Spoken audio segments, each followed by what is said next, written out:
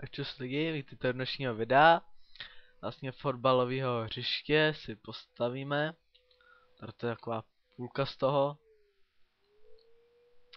Jste viděli, jak to mělo, jste měli před sebou, jak to tak bude vypadat. Tak se do toho pustíme.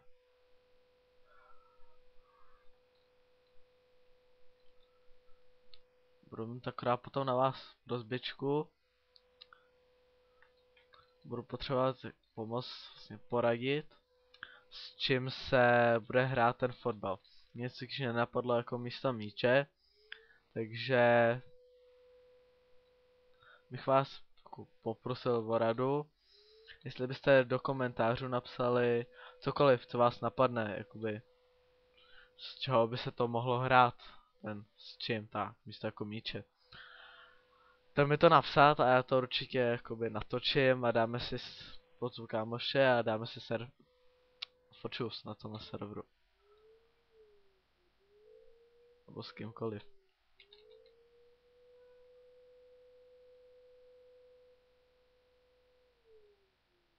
Vlastně to je primitivní tady to.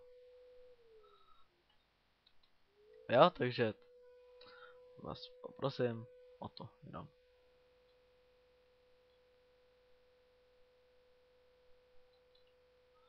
Je to vlastně úplně lehký tady tohle z toho.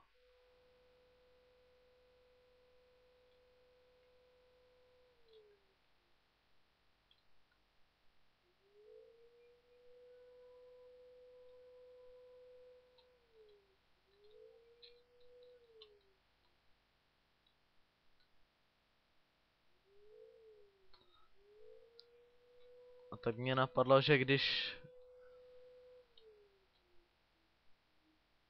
kdo vymyslí nejlepší nápad, co má být místo míče, tak mám koupenou na Steamu Arma 3. A ten, kdo bude nejoriginálnější nápad, tak mu ji dám. Jestli chcete, tak byste mohli začít přemýšlet.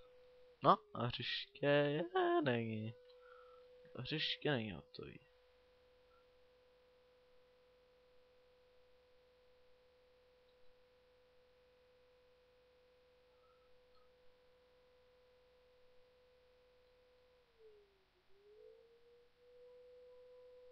Tak. Teď je hřiště takový hotový. Jo? Takže nezapomeňte. Soutěžte a dostanete Arma 3. Takže čau čau.